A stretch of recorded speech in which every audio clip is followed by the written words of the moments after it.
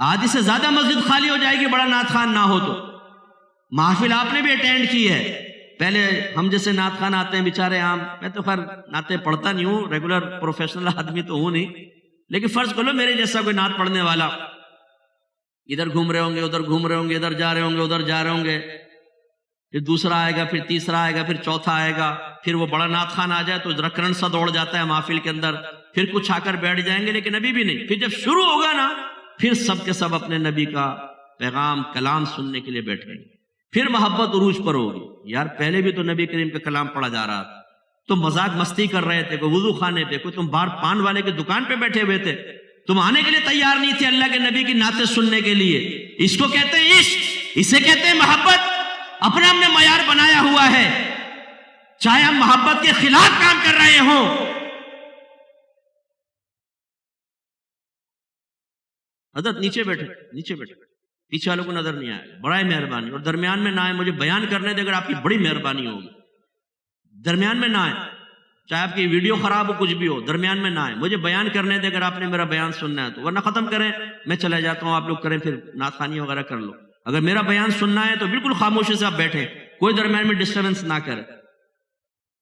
سمجھیے اس بات کو ذرا، اس رسم سے باہر نکلیں. میں اس کو ڈرامہ کہتا ہوں. ڈرامہ کیوں کہتا ہوں؟ ناراض مت ہوئیے گا. اس لیے ایک ڈرامہ اگر آپ دیکھتے ہیں تو اس میں کچھ کردار ہوتے ہیں، ایک باپ ہے، ایک ماں ہے، ایک بیٹا ہے، ایک بیٹی ہے، ایک بہو ہے، لیکن حقیقتاً وہ ایسے ہیں نہیں، ہے نا، وہ بنے ہوتے ہیں. تو ہم اپنے آپ کو عاشق کہتے ہیں، لیکن حقیقتاً ہماری صورتحال ایک ڈرامائی سی صورتحال ہوتی ہے. ہم حقیقتاً ہوتے نہیں ہیں کیونکہ اپنا احتساب نہیں کرتے. تو نبی کریم کا پیغام قرآن کے ذریعے جو ملا اور حدیث کے ذریعے ملا، کہاں ہے ہمارے پاس؟ جب نہیں ہے تو پھر آپ کی میری اصلاح کیسے ہو سکتی ہے بتائیے نا؟ کیونکہ اللہ کے نبی کا حکم آپ کی سوچ کے ساتھ بھی ہے. یہ سوچ سکتے ہو، یہ نہیں. ہم کتنا غلیظ سوچتے رہتے ہیں. بعض اوقات نوجوان آنکھیں بند کر کے گندے مناظر ذہن میں لاتا ہے، سیکس کے مناظر، زنا کے مناظر، عورتوں کے مناظر، خراب قسم کی چیزیں. کہاں تک آپ کی سوچ کی اجازت ہے، کہاں تک نہیں ہے، کب گناہ ہو جائے گا، کب نہیں ہوگا، ہم نے سیکھا ہے؟ جب نہیں سیکھا تو ہمیں کیا پتا کون سی سوچ ذہن میں آ رہی تو گناہ کا سبب بنے گی. ایسے ہی نگاہ کے بارے میں احکامات رسول ہیں. یہ دیکھ سکتے ہو، یہ نہیں. اگر آپ کا بچہ ہی آپ سے کہے ابا جان ذرا تفصیل بتائیے کیا دیکھ سکتا ہوں کیا نہیں، کیا ایک والد اپنے بیٹے کو مطمئن کن جواب دے سکتا ہے؟ سوچنا چاہیے والد. ایسے نو مسلمان سے پوچھ لیں کیا دیکھ سکتے ہو کیا نہیں، کس کا دیکھنا حرام، کس کا مکروہ تحریمی، کس کا خلاف اولا، کس کا مکروہ تنزیہی، بتائیں. پتہ ہی نہیں. جب پتہ نہیں تو عمل کیسے کریں گے؟ ایسے ہی سننا، ایسے ہی چکھنا، ایسے ہی سونگنا، ایسے ہی چھونا، پیسہ کمانا، پیسہ خرچ کرنا، دوستیاں کرنا، رشتہ داریاں نبھانا.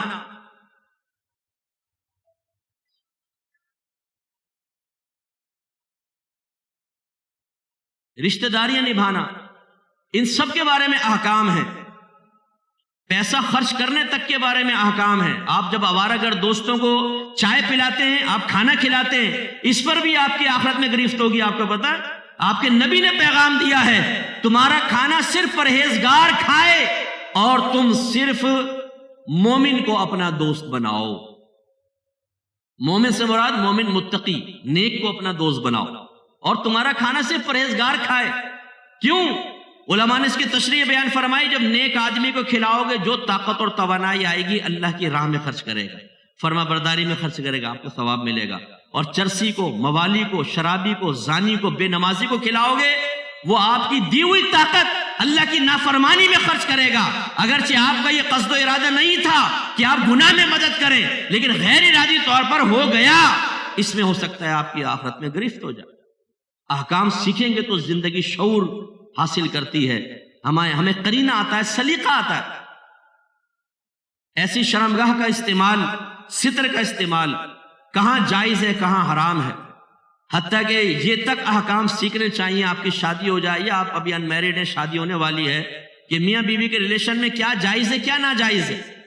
ہمیں یہ باتیں بڑی عجیب سے لگتی ہیں. جی مفتی صاحب نے مسجد میں بیٹھ کے کر لی، قرآن اور حدیث بھرے ہوئے اس تعلیمات سے، ہمیں بڑی اجنبی محسوس ہوتی ہے. ایک آدمی یہ چیزیں سیکھے نہیں اور بیوی کے ساتھ حرام کرتا رہے، یہ صحیح ہے، لیکن سیکھنے کی زحمت گوارا نہیں کریں گے، نہیں شرم آتی ہے. ہماری والدہ سیدہ عائشہ صدیقہ رضی اللہ تعالیٰ عنہ ارشاد فرمایا کرتی تھی اللہ تعالیٰ انصار کی عورتوں پر رحمت نازل فرمائے کہ انہیں شرم و حیا نے نبی کریم صلی اللہ علیہ وسلم سے احکام اور مسائل پوچھنے سے نہ روکا. وہ خواتین آ کے سرکار سے کوشچن کرتی تھی اپنے پرائیویٹ مسائل کے، اور میرے آقا شرما کر ادب سے احترام سے بڑے پیارے انداز سے کنایا الفاظ میں ان کو جواب دیا کرتے تھے. لیکن کبھی یہ نہیں فرمایا ہے تم مجھ سے ایسے کوشچن کر رہی ہو، یہ کیوں کر رہی ہو؟ نہیں، کیونکہ سرکار شارع علیہ السلام تھے، آپ کو زندگی کے ہر شعبے کے بارے میں تعلیم دینی تھی. ایک مثال میں دیتا ہوں، عورت حالت حیض میں ہو، اس سے جسمانی قربت کرنا یہ حرام اور گناہ کبیرہ قرآن میں منع ہے، اور کوئی حلال سمجھ کے کر لے تو کافر ہو جائے گا، کافر ہو جائے گا، آیت کا انکار لازم ہے، کافر ہو جائے گا.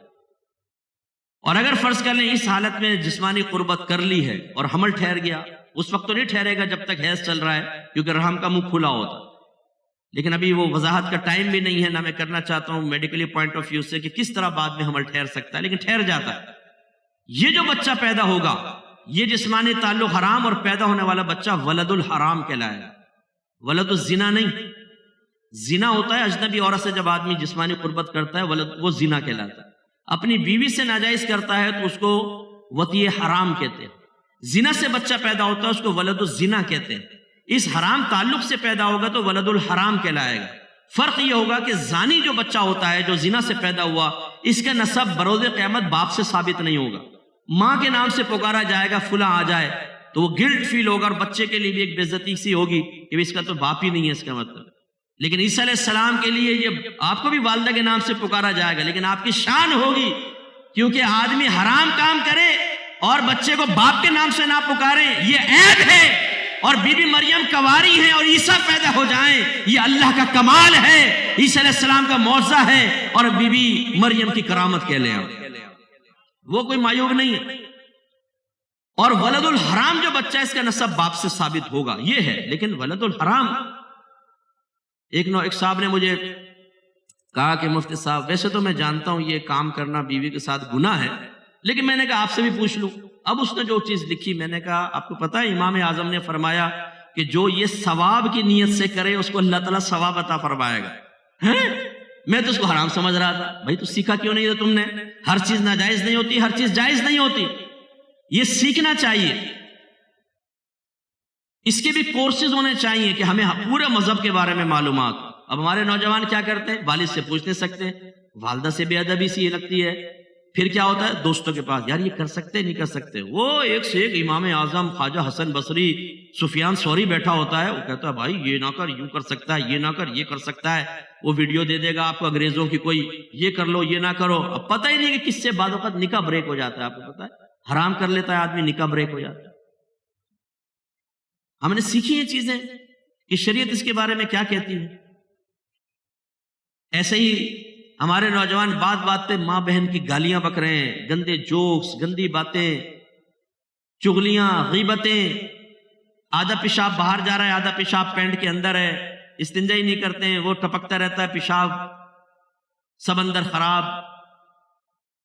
غسل پتہ نہیں ہے کس طرح ہم پر واجب ہو جاتا ہے. 5 ذرائع ہوتے ہیں غسل کے وجوب کے، وہ نوجوانوں کو نہیں پتا ہوتا. چلو جو ان سے متعلق ہیں 2-3 ذرائع تو ان کو معلوم ہونے چاہیے، وہ معلوم نہیں ہے. تو بتائیے پھر ہم نبی کریم صلی اللہ علیہ وسلم کی اطاعت کر کے فرما بردار بن کے اپنی اصلاح کیسے کر سکیں گے، اور معاشرے سے فساد کیسے ختم ہوگا؟ فرد کے اندر بگاڑ ہے، فرد کے اندر. پھر معاشرے کی طرف توجہ کریں نا، فرد کے اندر بگاڑ. اور سب سے بڑا بگاڑ ہمارے اندر جہالت کا ہی بگاڑ ہے. وہی جیسے میں نے آپ کو مثالیں دی، نہ اللہ کے بارے میں معرفت اور معلومات، نہ اسلام کے بارے میں، نہ قرآن کے بارے میں، نہ حدیث کے بارے میں، نہ نبی کریم کے بارے میں صحیح معلومات، نہ احکام شرع پتہ ہیں. کیسے ہم اپنی اصلاح کریں گے؟